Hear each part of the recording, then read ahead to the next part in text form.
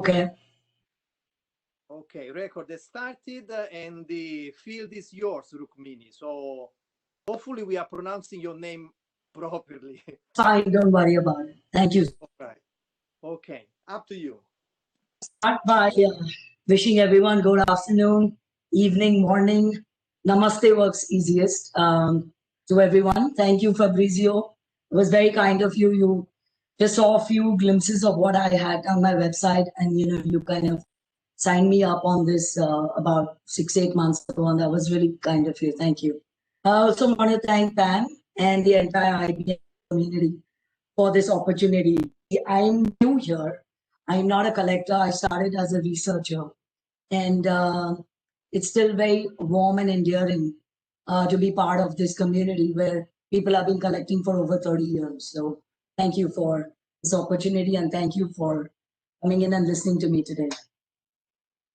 So we start, I think the way I would like to progress is that I'm going to bore all of you guys with a little bit of a brief introduction of my journey and how I came about to this process, and my love for banknotes and looking at them, feeling them, and talking about them.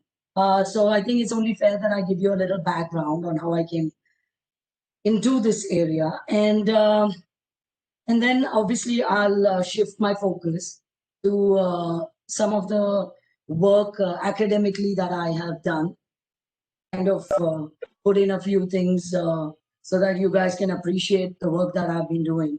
And well, see, I'm not a collector. I am a new collector, but I might be making some mistakes and kind of dating some of the currency notes or naming them. I'm not as well informed as all of you. So my apologies right in the beginning in case there are those errors. My focus has actually been on the design and the images of the notes, and so sometimes I might make a few faux pas and all the specifics. So sorry about that in advance. All right, without more of delay, let me start by sharing with all of you my story with banknotes. My journey, basically, as you can see, didn't actually start in 1999, but in 1996, I completed an MBA in marketing in Mumbai, and I started my own design and graphic design and brand identity firm with my best friend. But in 1999, when I had an opportunity to attend a brand management class in University of California at Berkeley, that you can see on the top left corner. And I met with a professor, a gentleman called David Arker, who's the author of Brand Equity. And it kind of opened my eyes because all this while it was just, that images are so powerful and they can have such a deep impact. We don't realize the impact that they have on us. And that course and that class really opened up my eyes. I went back to California, and this time I did my second master's in communications and media. And I really wanted to equip myself with a qualitative aspect of design and creating images. That at the bottom in 2004 is my thesis committee that signed off on the first cut of Money Talks, Currency as Communication. And so I put in a little line there, that's my academic angle. And then after that, there was no stopping. From 2005 until current, I've spoken at various conferences from around the world. But in 2005, it was special because I went for my first conference to Ireland, University of Cork. And on my way back, I stopped in London and I visited the British Museum, and I actually spent a lot of time at the Money Gallery. And I met the then curators, Jonathan Williams and Joe Cribb. Even today, now they have retired, but even today, Joe is still in regular contact with me. In fact, I met him last August in 2019 when last August. Now it's kind of a blur because the last 9 months have been pretty washed out. But August of 2019, I had a chance to go back and visit him, and that was wonderful. But, in all my endeavors and talks and my conferences from around the world, I kept meeting people, but not enthusiasts about money. I met academicians who liked the theories and, who kind of understood images or the importance of images, but nobody, was as passionate. And I felt that kind of a lacuna or a gap there. And at that point, I actually Googled and searched and found the IBNS. And in March of 2019, I joined as a member. I had the privilege of meeting Mr. Kishore Jhunjhunwala in Mumbai, who handed me his catalog, a wonderfully written book. And then, thanks to Gareth, to Simon, and of course to the IBNS London chapter, I kind of took up the invitation to come and be part of its birthday celebration, and it's been the most gratifying and like a blessing for me to have met the first member of this esteemed society. I'm going to take you through a bit of how my master's thesis culminated, so you'll get an idea of what my idea of looking at banknotes was even before I started as a collector. And at the turn of the century, when the euro was launched, there's this cartoon that you can see at the bottom left, which was featured in The Guardian. And I thought that, wow, this was my aha moment, because this was a thesis that nobody had really worked on or looked at. And looking at currency as communication as a part of the media or the field of media was something that was very unique. I had to actually fight with my committee to kind of allow this topic. And so it's really dear to me. So of course, I wanted this understanding of this acknowledgement and recognition. But more importantly, as I kept delving further and I kept finding things and looking at banknotes very carefully, and I had to focus on the euro because it was relevant and it was new and it was current, and I couldn't have a thesis, a historical thesis, so I had to pick something that was in the media. And at that point in popular media, there wasn't this finding where the European flag or the main design of the European flag was the spine of the design of the new chosen currency out of the or designs, or actually there were many more before the 50 odd, and then the shortlisted designs. And I thought that was really interesting because a simple image like the flag has been carried out as the spine or the main design of the notes. And I thought that was just amazing, because that is the essence of branding, of creating a simple image that's been there for 50, 70 years, and then taking it forward into the newer media that stand for European integration. And that was the main finding in my research. Later on, of course, that's about 15 years ago, I did find references of this in popular and public media. But at the time of when I did the research, there was no connection directly between the two. And I thought that was my little aha moment. And that was the reason why the three people that you saw previously signed off on my research. So that was great. After that, I have actually had the good fortune to present at about 13 odd conferences from around the world in different forums, and and in different cities and different universities. But I don't want to, I mean, the way I look at it is now, at the end of it, I've kind of categorized all my talks into 5 main themes, which are on the right. Art, design, and branding is one theme. Communication, media, and semiotics is another. The history and the documentation of memory and storytelling is another theme. Propaganda and political agenda and nationalism is one more theme. And representation of culture, gender, and identities is another. So in the past 13 years, in the past 15 years, over these 13 conferences, I kind of spoken at in and around these areas. But I have kind of put it together because it just makes it easier for people to understand the scope of or the range of the work that I have had the good fortune of presenting. So now, no more of all this nonsense. I know you guys are all connectors and you want to see the money. So I am going to start showing you the money. All the banknotes are from my private collection. I really enjoyed collecting them. It's been a year and a half. I've enjoyed actually holding the notes in my hand rather than just analyzing them on the screen. And it's very addictive, because I took part in an auction recently, and I didn't realize what kind of money and time and resources that I would spend in becoming a maverick collector like all of you guys. So here's what I have to showcase of the last 15 years. Art, I've picked out a few notes. Note from 1940s, I think just spectacular. Um, it's a part of French design, of French art. Carries on from that tradition. Faces, side profile for the woman, front end profile for the child, skin tones, wonderful artwork, and an amazing, idea of framing the watermark window as a mirror. I mean, just a great piece of.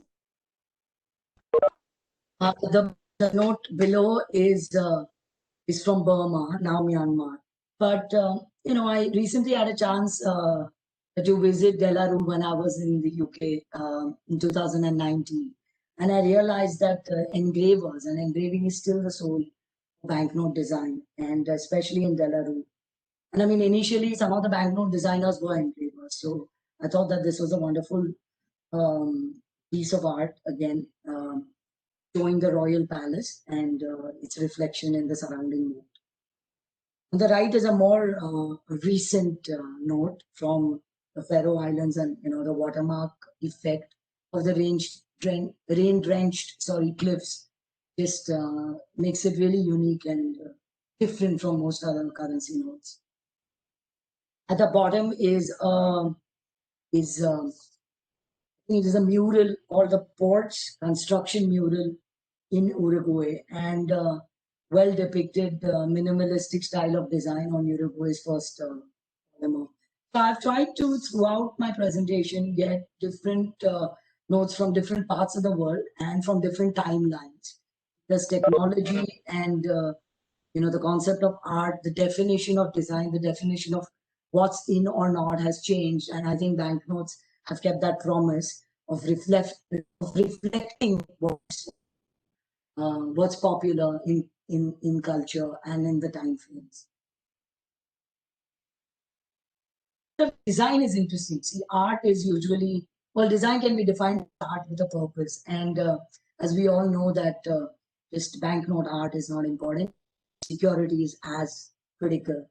And it's just amazing to see the design now of currency notes, of how they embed security features without, us seeing them on the surface.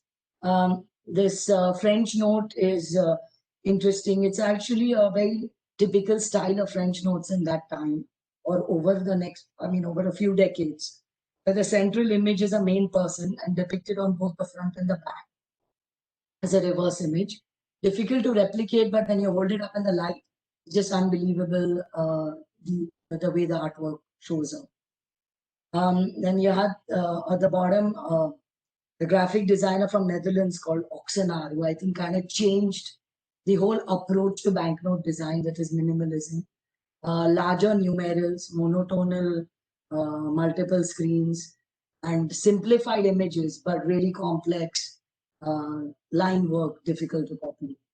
That tradition is kind of seen in the latest series from Norway, where you have this whole myriad of the green chartreuse color, kind of like a Pantone shade book, and different screens, making it very difficult to copy. It's very similar color tonal families next to each other.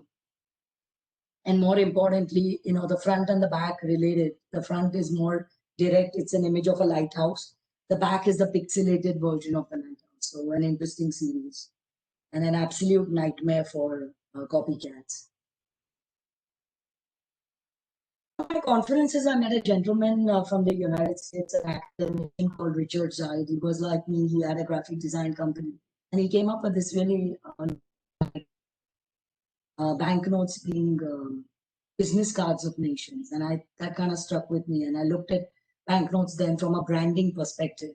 If you see the three notes, barring Gandhi, the other three, the German note, the French issue, and the Egyptian note, you can see that nations have used allegorical nations like Germania to kind of create the impact or the message of Germany.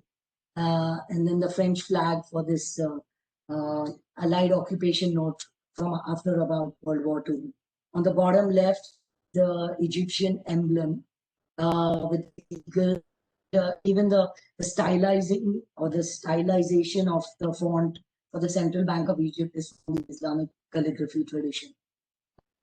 Of course, there's Gandhi, who, according to me, is one of the great brand ambassadors of India. And I think using him on most of the notes, uh, he has a global recognition for his commitment and teachings of peace and non-violence. And I was surprised in all my travels to find various cities and statues and squares named after Gandhi, even though obviously not in India but outside. So it's kind of branding it. When you look at this note, it's got Gandhi and it should be from India. But the idea of branding nations on currency notes has been an old idea from 1910 to currently to presently. Okay. The section I'm talking about now is communication, media, and semiotics. Commemorative notes are actually infamous for their communication. The purpose why they are designed and issued is with some communication agenda in mind. The note from Guyana actually has a map showing its natural mineral and metallic reserves. Some of it is a note special commemorative from Bhutan, celebrating the first birthday of the young crown prince with his parents. 5 years before this issue, in 2011, they had a similar issue of the royal wedding with the same image. So carrying forward that communication or that message, because this is actually the meat of what I speak about. That the banknote has its ability of reaching out to so many people, and subliminally, people don't realize the messages that they are seeing, but they do have a very deep impact. And commemorative notes, especially because they are, not only for us collectors, but because they are launched with this goal in mind, they kind of make put in this point of the importance of banknote design across that country as well as across the world. On the right is the Thailand has issued a commemorative note on the king's 60th birthday, not only with a special denomination but a unique square shape.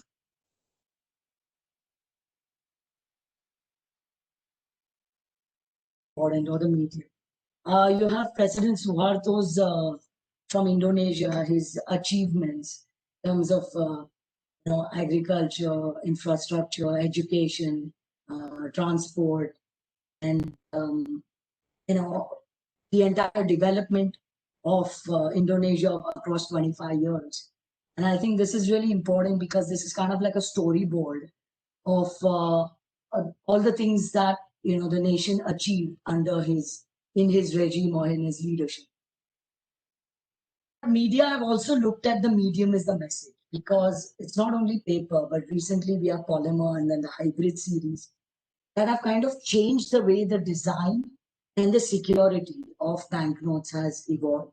It's only fair that I, commemorate or celebrate the first Australian or the first polymer note from anywhere in the world, which was from Australia. And then the latest series that has got a watermark of the see-through top to bottom open window kind of just changes the whole perspective for both for viewers and users as well as for designers and counterfeiters. And I mean, it's just fabulous that they've been able to make a substrate that can offer so many possibilities for design and security. On the right, the newer series of the hybrid notes is also interesting because it's a combination between paper and polymer, keeping costs in mind as well as environment or various issues, but a kind of a hybrid or a mix between the paper and the polymer technology, and an interesting use of the watermark window on this Bermudan note.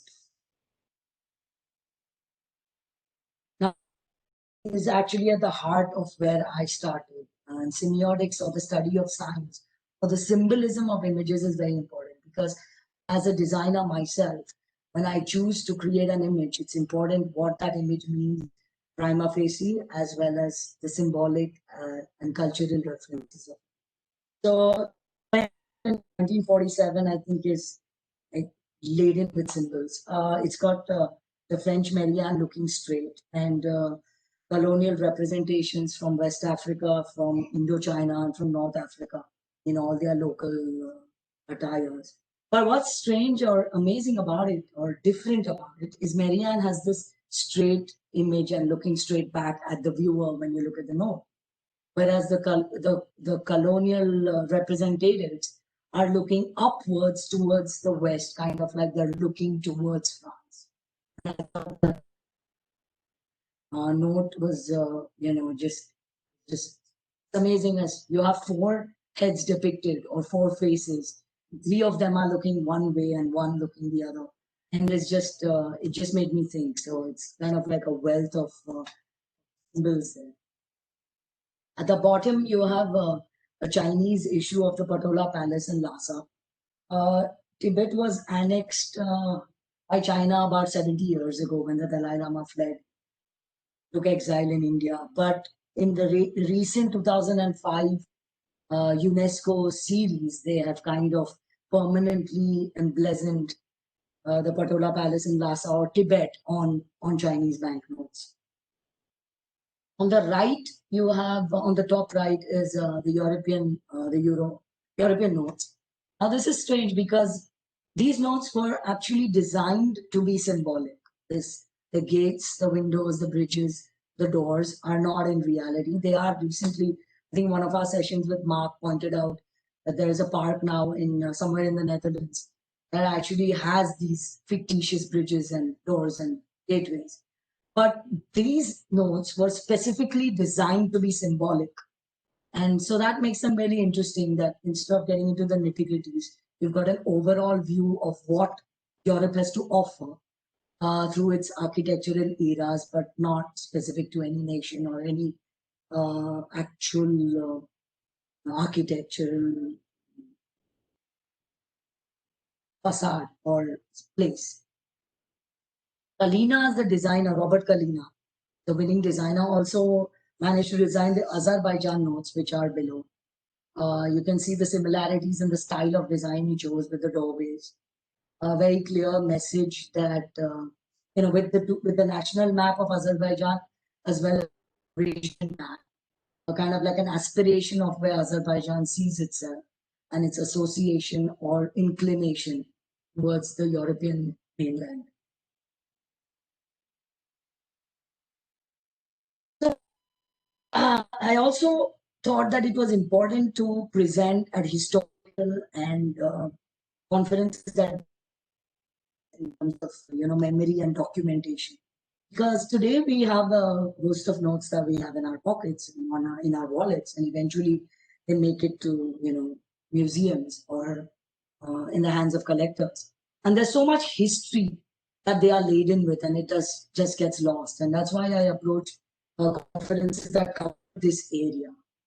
This is not my background, but I still felt that it was fair to represent this wonderful artifact in this forum and in these group of people. So we have the historical money on the Papua New Guinea Bank.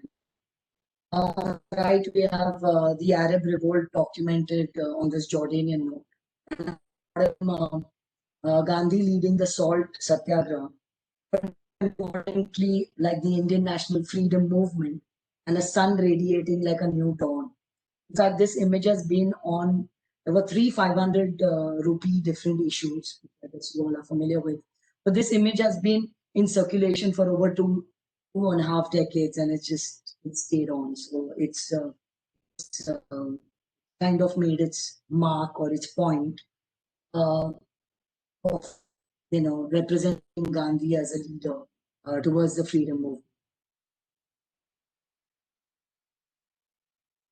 Its memories or documentation of memories can be seen in this banknote from Mexico, which kind of is a commemoration of the 100th anniversary of the Constitution. On the right is is an engraving of the famous painting by John Trumbull of the Declaration of Independence. $2 note is not very popular, but it's still legal tender in the United States. The bottom left is recognition of the first landfall, or 500-year-old event, Christopher Columbus's first landing on the islands of San Salvador in the Bahamas. And on the right is an entire series dedicated to Nelson Mandela, celebrating his 100th birth anniversary. Another interesting idea for me with my background, because it's very important when I design logos or I make communication collaterals to understand what and multiple messages and how they can be projected on a small simple piece of paper. And I think that is a major challenge, and I really kudos to banknote designers for kind of putting in so many messages in this little 2 or 2.5 inches by a 5 inch sheet front and back.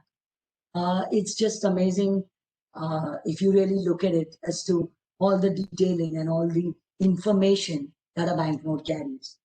The top left Romanian note is one of the first polymer issues from Europe.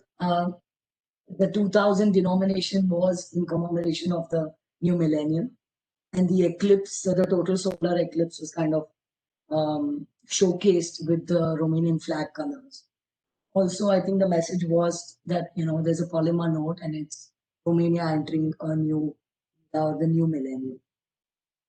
At the bottom is a 1,000 rupee Indian note. I think it's one of my favorites. It was demonetized 4 years ago, but I think it's just amazing the amount of information, the different aspects of the economy, agriculture, the oil rigs, steel forging plant, as well as satellites, a girl or a young teenage girl on a computer. So there's so much going on there. The entire angle of the economy has been covered: technology with space, gender representation, education, and not to forget the 14 language panel on the left-hand side, all the filigree Indian motifs and works, all embedded in that frame. Just fabulous. The browns or the ochres running at the background, and then the vignette turning into a bright red or a deepish deep tomato orangish red in the front or in the center of the note, highlighting the movement to technology, to education, and to gender representation. The fab artwork, unfortunately, we lost it to demonetization. On the right is actually an obverse and a reverse of a French note. And I think this is kind of really interesting. A lot of French West African notes carried stories not only on the front, but also carried them forward to the back. Rare occasions where the story on the front is, it's a before and then it's an after. The hunter's hunting and then with the kill at the back. But interesting that when you flip the artifact or the note, you see a continuation of the story. And I thought that's an interesting style of design that they have very successfully carried out. Propaganda, politics, nationalism is a bit of a kind of, but I still managed to speak that spoke or that carried these themes or images. And they talk not. I was probably one of the few presenters of money, or banknotes, which I think is really rare, because starting from coins, banknote, and monetary imagery has been propagandistic in nature. So I was surprised to find that I was one of the few researchers who talked about propaganda on money. But I had a field day showing off the banknotes in a different group of people. On the top left, Khomeini's rise to power after the Shah was overthrown in Iran. With the whole slogans and an entire parade marching down, it kind of diminishes and goes across the entire note. Extremely propagandistic in nature. On the right, the disputed Tiger Island on Honduras, which was claimed by Honduras, finally showcased on its notes. Now, what are the bottom two? But the thing is that just like there's propaganda and there's a kind of, political message, there's also the reverse, which is a propaganda of a non-political neutral. And that's why I thought it was interesting to even, showcase those. The entire Belarusian first series covers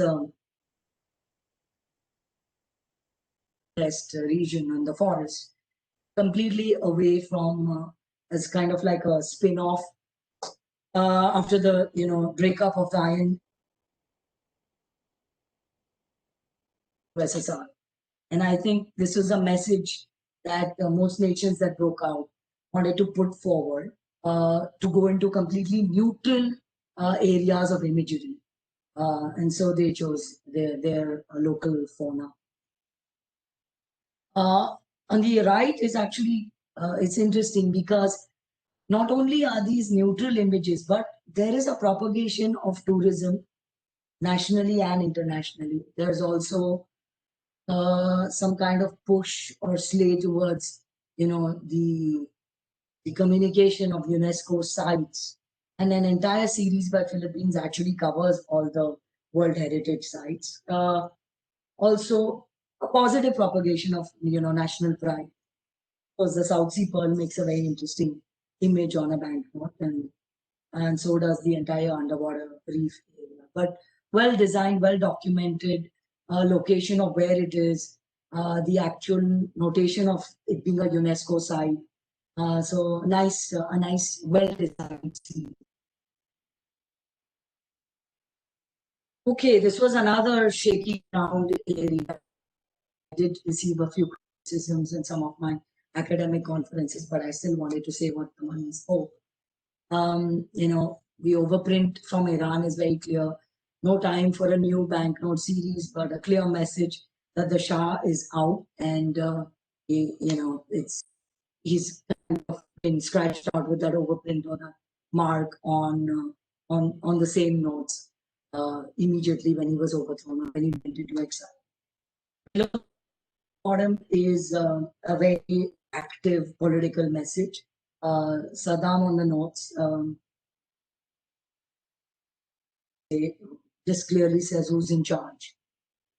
The left part is actually interesting because Aquino, a Philippine leader who was in exile, he lived in the United States for a good 20 years. And when he returned back to Philippines, fight Marcos, was unfortunately assassinated and gunned down at Manila International Airport in cold blood. And his surviving widow rose to power early. One of the first note issues after she came into power was, obviously celebrating his achievements. And a little typewriter in the corner, he's also a famous author, and his quote up about that. And I think even though it's not, it's a passive, clear statement, clear political statement, and that's why it was covered in mine. You can look at nationalism, of course. Banknotes are supposed to define, or they are messengers of national identity. So why not have images of nationalism? I spoke at two conferences, a couple actually, of on war and images in popular culture, and I was again surprised to find that nobody brought about the banknotes or the coins. But both these on the left, the series from Cuba, very prominently covered the revolution, the fight, the war, and then the victory parade. On the right top hand is more aspirational, I think, for Libya, who's just tired of the revolutions, the wars, the civil wars, and the flag with the doves flying out, kind of is a message and I guess an aspirational message. At the bottom, I have chosen the European note because so at this point, we're talking about nations and national currencies. And then suddenly there was a transnational currency. There's more than the euro. There's also Central African states. And so the use of a map to kind of show where that currency is exchanged is, I think, a good idea. And on the euro notes, this is from the second series.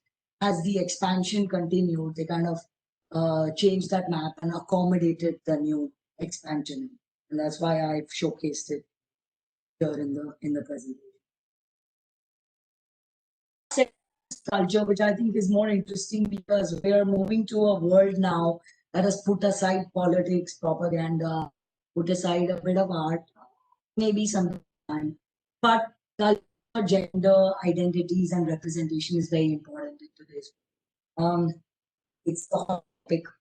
Uh, I picked out these notes because the tradition of the rice plowing ceremony all across the Indian subcontinent to Southeast Asia is still practiced, and it's cool to see Cambodia actually showcasing the pair of oxen that go out to plow the first field and then eat the first harvest. And before human consumption, there's a ritual and a tradition to feed the oxen, and I think it's wonderful that this tradition and this ritual has been depicted on their notes. At the bottom is the famous Horsemen of Afghanistan, but here they are. It's an old sport that dates back to the 10th century, called Kashi, where the horseman, the leading horseman, has to take a dead carcass of an animal, and the others have to fight to kind of claim it from him. Wonderful to see that an old traditional game is showcased. I think there's been a few images of on Bangkok, and I thought the one on top from Kuwait was really sweet. Just an ordinary lazy day, kids playing marbles, and I think the perspective in which the marbles are put are really nice. Simple pleasures documented on a banknote. At the Mid-Autumn Festival, where children are shown lighting lamps and lanterns of various shapes that are released in the sky as a part of the so culture depiction on banknotes is nice. It's a good relief to get away from all the politics and the propaganda. Is the hotspot one of my favorite topics, and the last 3 or 4 conferences I've spoken on is gender representation. I think one of my the one on the top right, I actually did buy this at a recent auction. It's made a big hole in my pocket. I really wanted it because I think it's one of the most impactful notes that I have seen. Anyway, with the left panel, very clear demarcation of male versus female, the two windows clearly demarcated.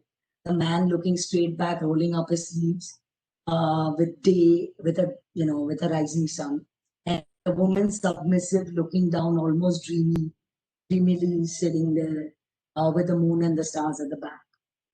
Of course, this is an image from 1925, so let's not forget the context, and the dating is really important. Below that, in 1942, yeah, the man plowing, he's more in an action-oriented motion. Very clearly, you can see his muscular body, the movement. The woman a little more submissive, rearing like a shepherd, rearing the farm animals and collecting the produce. So very clear roles and demarcations of them. Now this is men versus women. What about the top right corner? It's all women. Well, there's a child, but 2 women. And it's really interesting as an image. At this point, I've used the image from the I haven't got my notice yet, but when it comes there, I'll be really happy and give it. It was rather dear, and I think it speaks volumes by the way it is, the way it's designed. So Marianne again, a depiction of France looking straight back, the African woman submissive looking down, and his arms around the woman, and the little child holding on to her. So this is not men versus women, but women with because of the backgrounds, their cultures, the different depictions of them. But then France has made up and put in. If you see the latest series, which now is no more, showcasing Marie Curie and Pierre Curie. And I think it's really amazing that because Mary's contribution was more than Pierre, to showcase her as the central image, and Pierre is kind of smaller in the background. She's the only woman who has won 2 Nobel Prizes, and I think it's only fair that she gets showcased right up front. The choice of colors in the note and the look is also, depicting the radioactive research that she did. So an interesting, very nice time from the from the bank. We don't have these notes anymore, but they still are around for us to just, look and admire. And now the most important point, which is identity, because identities are created in popular culture and media everywhere by us, by what messages we put on our t-shirts, messages on billboards, but what do they really mean? Because at the end of the day, identity is not only an image coming towards you, but an understanding, a processing, and the image that then you decide to identify with others. This is like a really hot topic, and I thought I should get view from different times and time frames to make my point.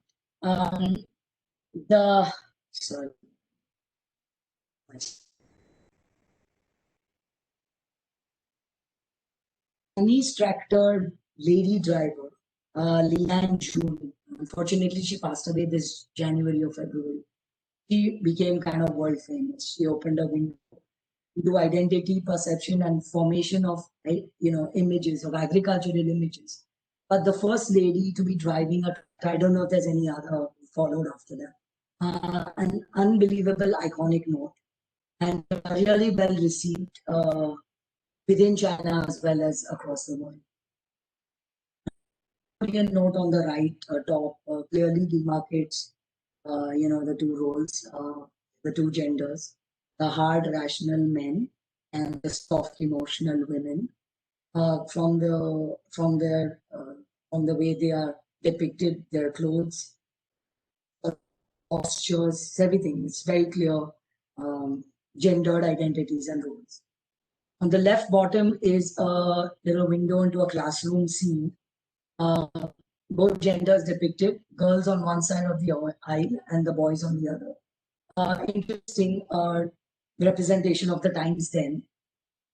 And now, recently in Rwanda, both boys as well as girls are classroom opportunities. So this is kind of loading into the idea of what I call a fair representation or an identity formation and depiction of where we are today as a culture or as a society. The endeavors over. I've still got a few areas that I think I need to speak at different forums to educate or to kind of let more people acknowledge the idea or the concept of banknote design and imagery of banknotes is going unnoticed. And so it is the end, but a beginning still. But what I would like to add at this point is that I started collecting the notes and I became a part of this society. I kind of thought that, academic angle is important, but I still feel that there is a scope that is still available for me. And where I stand today, I've got my academic pursuits on the left with Money Talks. And the last few months, I have been writing a book on banknote design. Less words, more money, the thematic elements, symbolic elements, and grouping together of different collections of banknotes from around the world. You would like to pursue the academic angle, you have my website at the bottom on the left. And I thought that I should take this research and this endeavor further to the millennials, and that's why I chose the route of Instagram or the Instagram handle for my banknote design, to just kind of create this momentum within the millennials about looking at banknote imagery and appreciating these great. So thank you. That's it from me now. I'm ready to take any questions. If you want, Fabrizio, you could get us back on the regular screen. Thank you, Rukmini, for your talk today. It's always interesting to see why or how somebody collects and their way that they view things. I will say that I've always thought that banknotes are the nation's identity, and you wrap it up with other words such as culture, gender, etc. So we often don't think about these sorts of things, although we know a nation wants their notes to be noticed.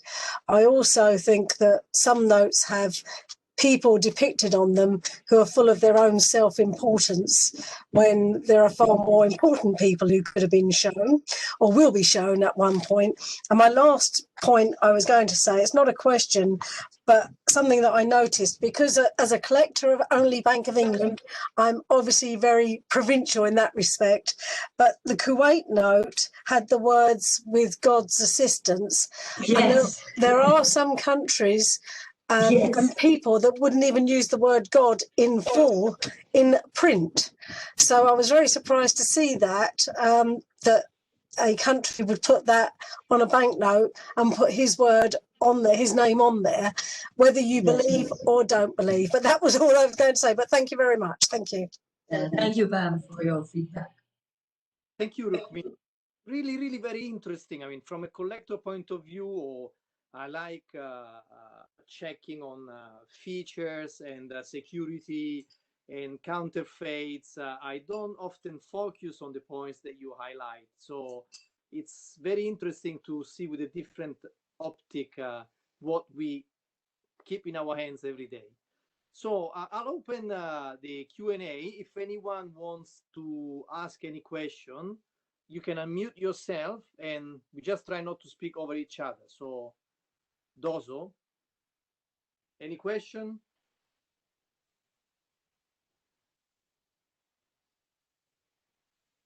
Okay, go ahead, Cedric, go ahead. Thank you very much, Fabrizio. Rukmini, thank you very much. We already discussed this over the chat the other day. You kindly shared with me the thesis, which I enjoyed a lot.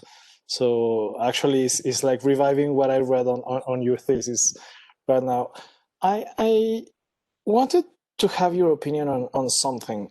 You expressed that countries use the banknotes to communicate symbols, history, nature, and that's easier when you're your own producer of banknotes, when you have your own banknote factory and your own designers. So, what do you think about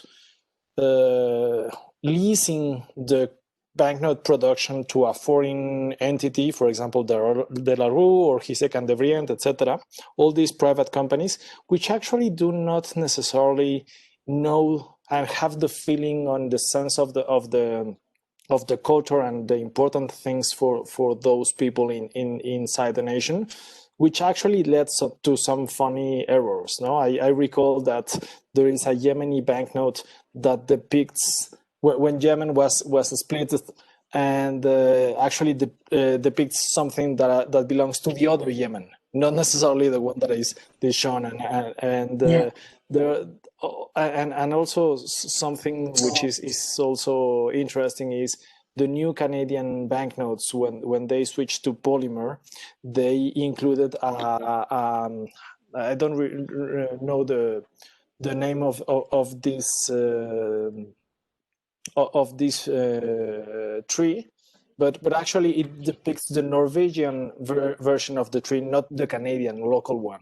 So this type of things, I think, is and that actually the fun part with Canada is that they actually have their own banknote factory there. So what do you think about this leasing the production of banknotes in terms of the communication aspect? So do you think it actually hurts, or actually it's simply a more practical thing that they are doing?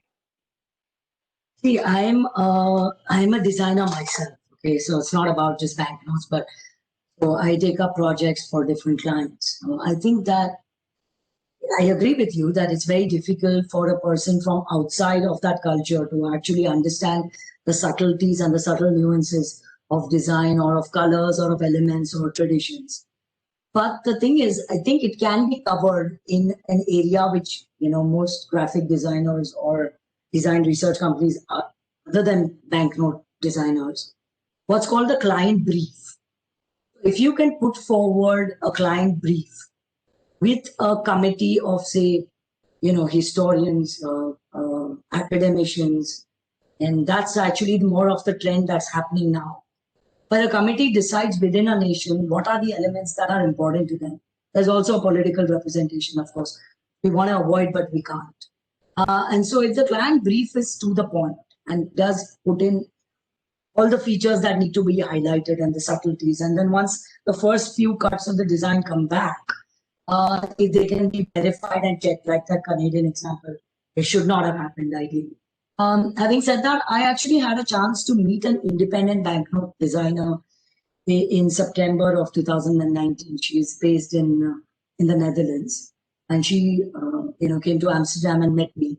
And she is obviously Dutch, but she has been instrumental in designing banknotes for Oman and for a lot of Middle Eastern countries. And she said, well, we took a 3-week vacation and we actually spent time. We walked around, we kind of understood how the money is exchanged, what's going on, what are the main areas, what are the most important tourist points, what matters to people. So there has been a conscious effort of outside elements going to nations and understanding how they can best depict or represent their country. Yeah, I understand the point with De La Rue. I mean, I did visit their facility too. And I get it, because when you go to an external agency and, they look at it as a commercial job, right? So they have some standard templates. And then there's a huge part of the cost involved, because you would want everything under the sun, but you can't afford all the design and the security elements. Then there's that whole cost to function, ratio. But I think that they're still doing a swell job. I mean, I'm sorry about that. The Canadian example is hurtful. I had read about that, and it's kind of like sad. But I think that if you have a committee and you go through a process, like you would go through when you're designing a logo for a company, and if you have a feedback mechanism, I think that it can be dealt with and handled. Unless, of course, like Pam said, there's a lot of images of people. It's a top-down approach, and not too many people are very okay or open about the idea of throwing it out to the public or to experts who know what they're talking, and they just want to put in an image that's kind of like, say, Saddam's imagery. It's an extreme example, but I mean, then you have nothing to say. But otherwise, an external agency, I think, can be dealt with professionally with a committee and with a feedback check mechanism. So I think it's the way to go. Because I don't think that everyone can afford most of the security or the polymer or the substrate, or so many of the technologies are so expensive, and they're it's not worth setting up that as a duplication. I mean, you can always kind of work out a good economic as well as a fair functional and cultural solution. So yeah, I hope that answers your question. I wish I'll be designing banknotes. Cedric, with your blessings, I might. At that point, I will come back to you with more detailed feedback. Thank you. This is Kavan. I just wanted to ask about the current Indian banknotes. Okay. How did it go from such a beautiful design to something which really is bad quality now? My thoughts resonated by you. In fact, that's why, if you notice, I've covered both the 500 and the 1,000, the notes that got replaced, because I think that they are wonderful artworks. I think could have been a bit of a rush. They were demonetized overnight and they needed to get new designs. No exception. You could still have put in some more effort. And I think that the soul of most banknote designs, and I felt that even when I visited the De La Rue facility, is engraving. You can't take away the job of the engravers. I think they're just fabulous, and the stuff that they have portrayed over the hundreds of years, I mean, the last 300 years has just been amazing. And I think there was a lack of engraving input in those designs. They were more done directly on the computer and done like a really fast job. So not too much to think about. In fact, it's very sad, because we have as a nation, we are so diverse and we have so many things to showcase. And the banknotes do not do justice at all, not at all. So I agree with you, Kavan, on this point. Hopefully, again, like I said to Cedrian, if I get an opportunity to be part of a committee, I will surely change that image of Indian banknotes in the future. Anyway, picking up Cedrian and talking always about Indian, when they don't understand the culture, you know, most probably about these famous banknotes, $5 Yeah. with Indian. This is a running antelope and it's a Sioux. And the Sioux would wear this.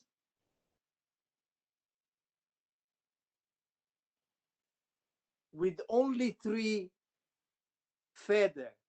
So because the feathers were too tall and they didn't fit into the engraving plate, they changed his how do you call it? Head, how do you call it in English? The headgear, yeah. They changed it into the pony. This is the worst enemy of the Sioux.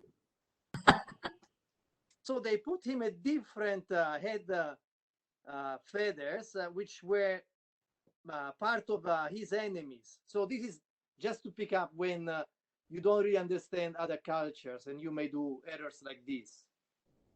Just a funny fact.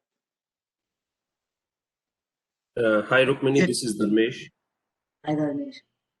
Yeah, fantastic presentation. You covered almost all the broad topics. I think each one of them can be, a detailed theme, or there can be lots of things covered in each one of the headers that you mentioned.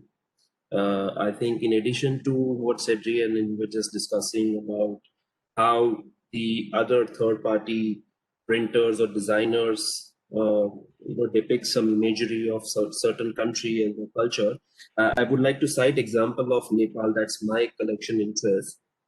Recently this year, Nepal issued their 1,000 rupee note with two elephants on the backside, and their design was changed this time since 1974. So since 1974, they had one elephant, and that was recently been, somebody pointed out that species of elephant is actually an African kind of species, and it's not and the one you find in Indian subcontinent, or especially in Nepal.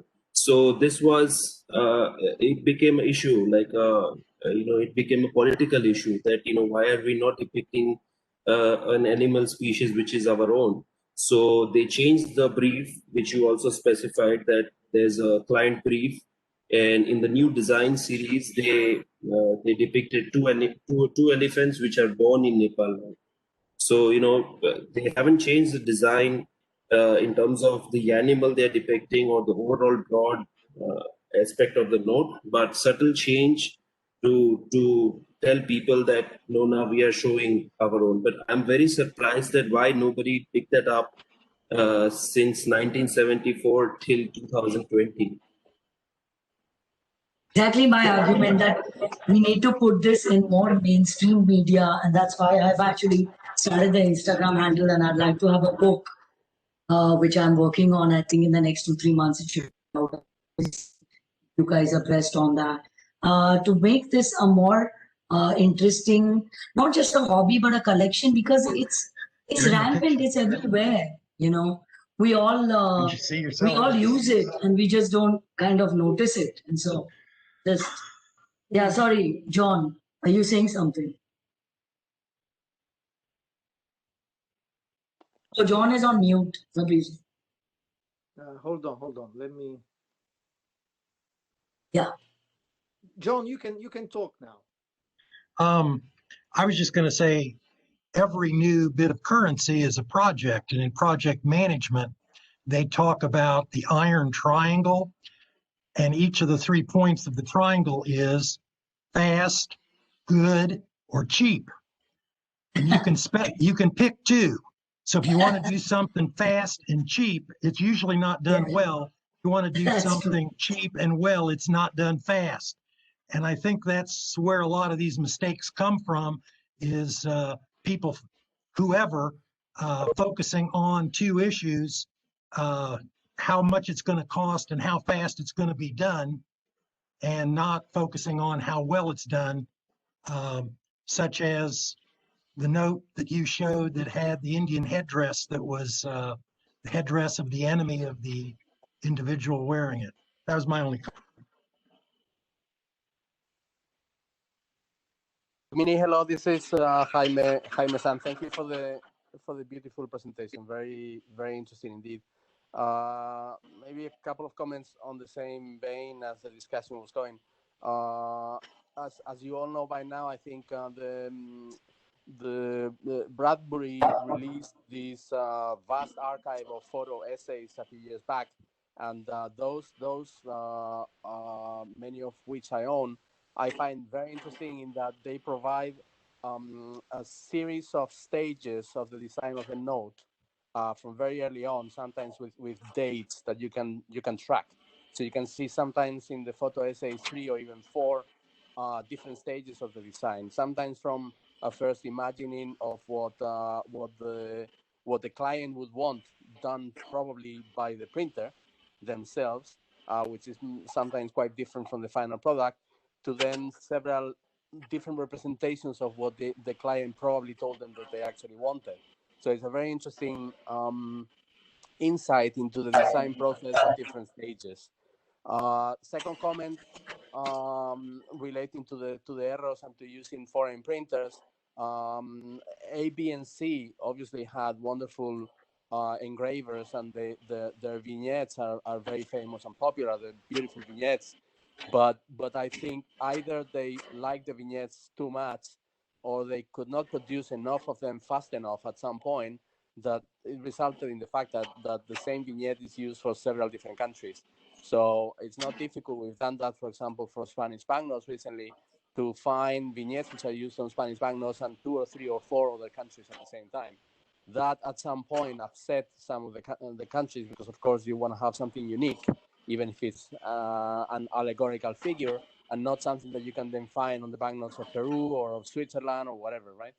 And just one final point, in one of those vignettes used on a Spanish banknote, which has a ship on the back, using a generic vignette, resulted in the fact that the ship on the back of the Spanish vignette has a US flag on it, which I don't think was very appropriate at the time. That's interesting. I didn't know. Thank you for sharing that.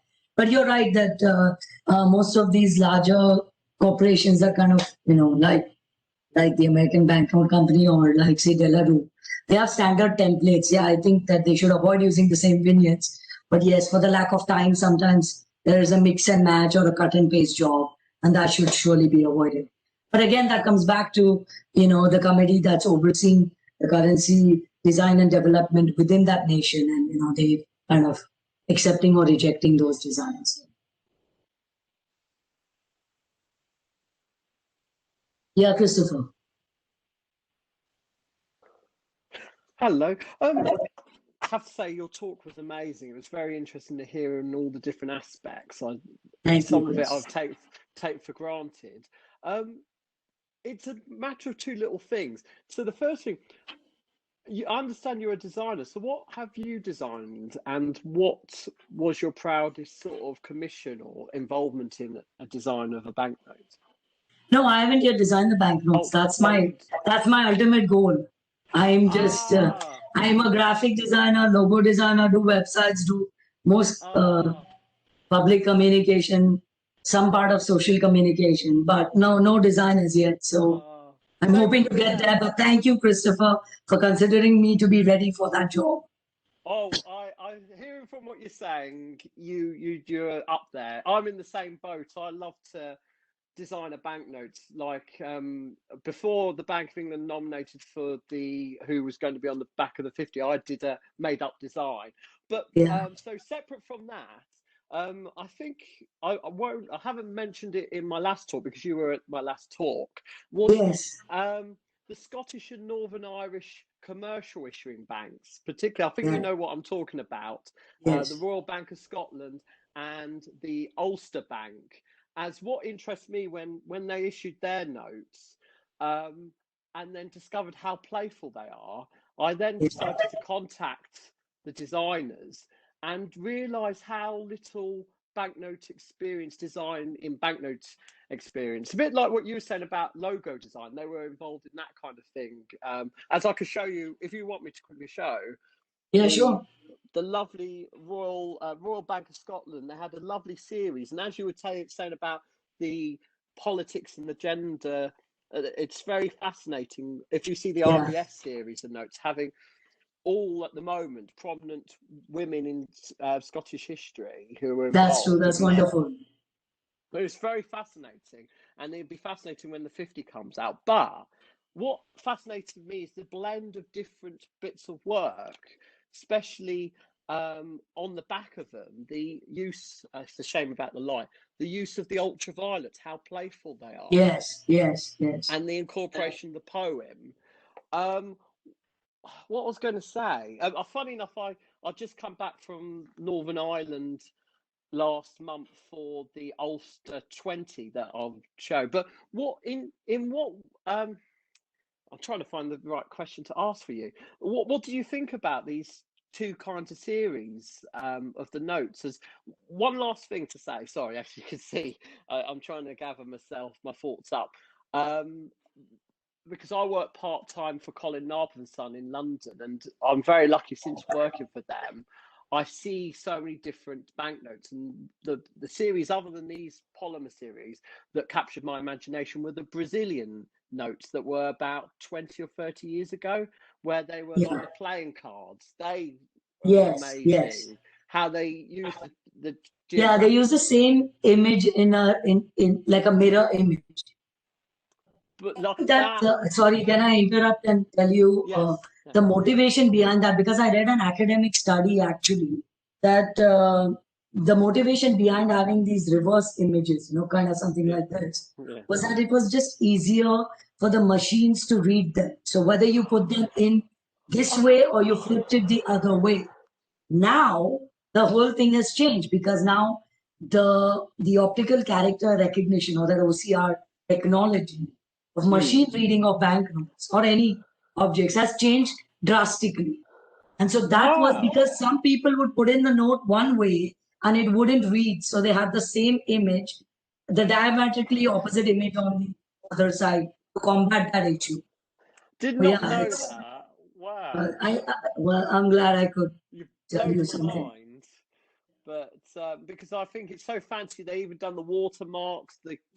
Everything was reversed. Yes.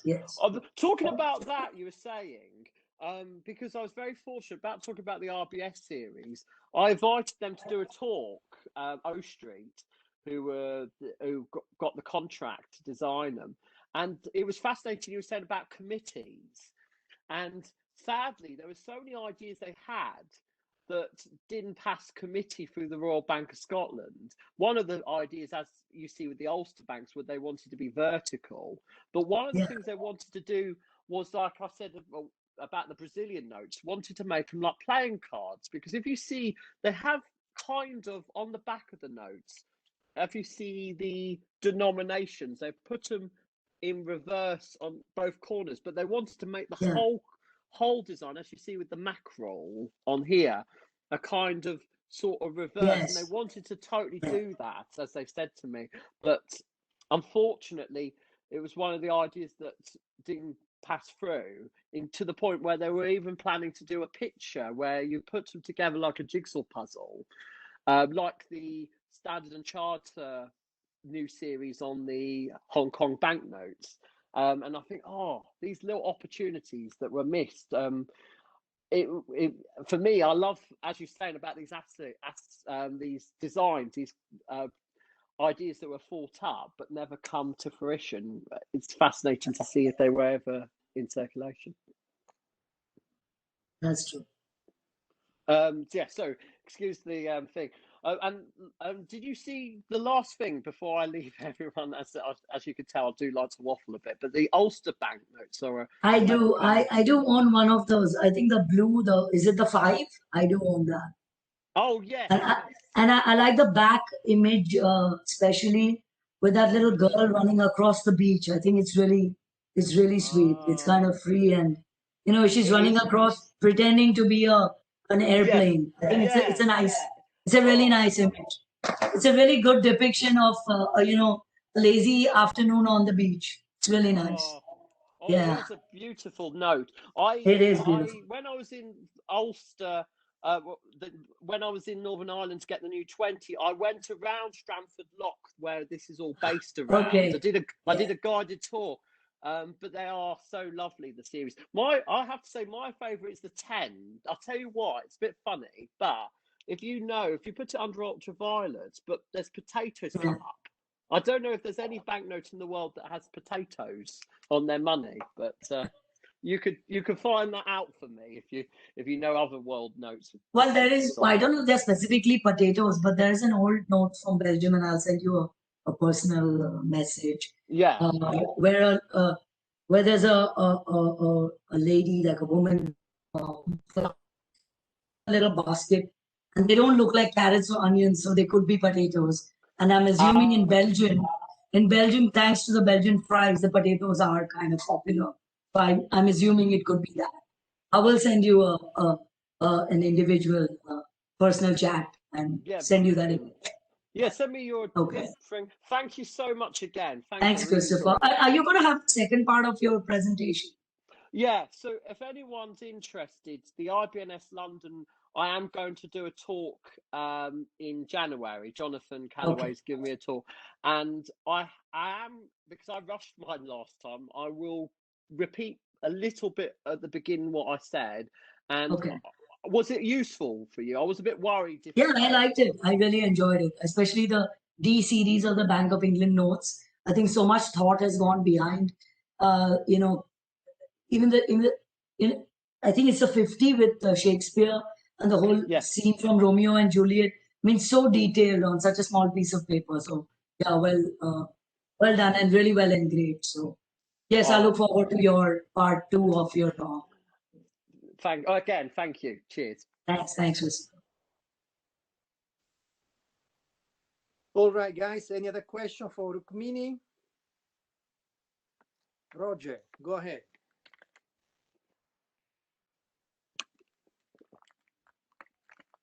We cannot hear. I can't hear Roger Fabrizio.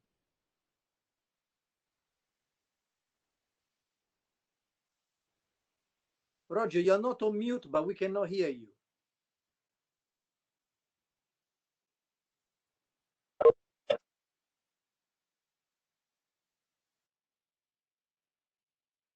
Volume. No, we cannot hear you. You are unmuted, but there's no sound. Maybe, Roger, you want to type the question in the chat window? Type in chat.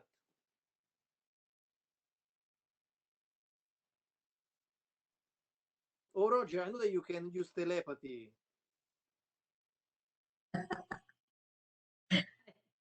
I'm too tired. It's Saturday evening. I can't be managing telepathy.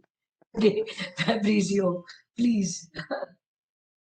Do you know the Romanian banknotes that you showed before? Yeah. You use a laser point at, I think it's within the red window, and you pass with the laser point through, you will see on the other side how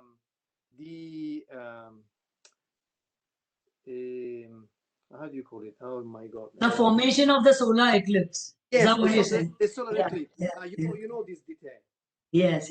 Thank you. I knew of it. I read it. I mean, most of my information is not, I mean, of course, I refer to the banknote book, which is behind me here.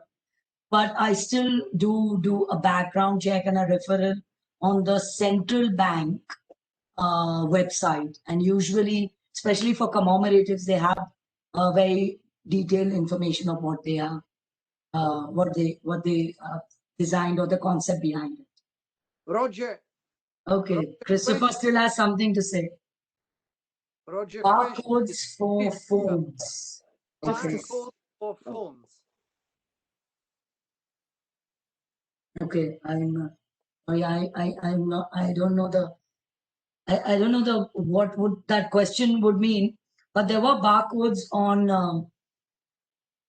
Initially started, I think, on the Netherlands notes, and they are also, I think, on the Lebanese notes for easy scanning. So they are part of the design. Pioneered by the Dutch, by the Netherlands. I think I might have that note behind me, but they were part of their, I think, the 1980s design, and I do see them even on the current Lebanese issues. But then there's on, if you notice, the Russian special FIFA commemorative note, it not only has a barcode, but it also has a QR code. And now they feel that if they do a QR code, it's easier to scan because normal smartphones, like an Apple phone, can scan a QR but not a barcode. So the QR is the more advanced version of the barcode. And I think I've seen it on that FIFA note, but I don't think it's a payment instrument. It's just more about the information that is on that note. I don't think it's been used as a payment portal as yet. I'm not sure. I need to verify that. Is that okay? Any other question? Oh, Okay. Christopher has one more question. just Yeah. not a question. It was about the last two questions. Okay. You were saying about the barcode and the QR code. What I understand is a lot of these banks, as you see with the Russian notes, use it as you say, informative of the design and particularly more the security aspect. The security to inform people. What I think is quite fascinating is these Swiss banknotes using augmented reality. If you scan the notes, it's just, I wish the Bank of England notes had that kind of thing, and the Scottish and Northern Irish. I'm banging on to them to do that. But the other question, as you said, about the Romanian notes and the solar clips on the diffraction grating, they are, as I just recently bought this from a Sphinx auction last week. I quickly picked it out, but it's a lovely booklet by well, now it's CCL Secure, but it was when it was the International Polymer, and they have a lovely section about diffraction gratings, as you see. Wonderful. I'll put it here, but as you know, a lot of the current notes, so you've got the Romanian commemorative, but you've got the Vietnam has beautiful ones. They have in the little one. Then you've got the Canadian in the controversial maple leaf that's the wrong native one. Then you've got the Mexican. There's many. Brunei, the commemorative note for what's it called? China, their year 2000, and the last one, I think there's a good one, was the I forgot the country's name, but I wish when the Bank of England issued their new polymer notes, I wish they brought diffraction gratings, because I think they are the most advanced security feature I know, because you could use an LED light to see it, or as you say, scan a beam through and it diffracts the light of it. But like going back to what Dawn commented, it's the triangle. You got to choose between the cost. Yeah. And I would bankrupt the bank first.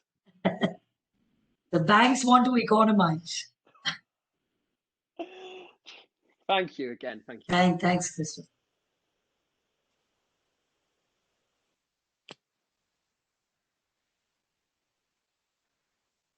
Oh, other running, yeah.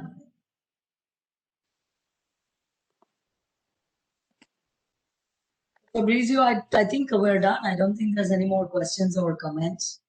Yes, so I think we can close here. Then the recording will go together with all the others once the IBNS educational page is on. So sooner or later, hopefully sooner than later, you will find all our lectures available for review. And if I can get even the PDF of the slides, then I will send as well those with all of you. So thanks again for your participation, and Yeah, thank you. until Thank you next for this time, opportunity. wherever you are, stay safe. Wash your hands. Take care. Thank you so Bye, much. guys. Bye. Thank you, guys. Bye. Bye. Bye. Very much.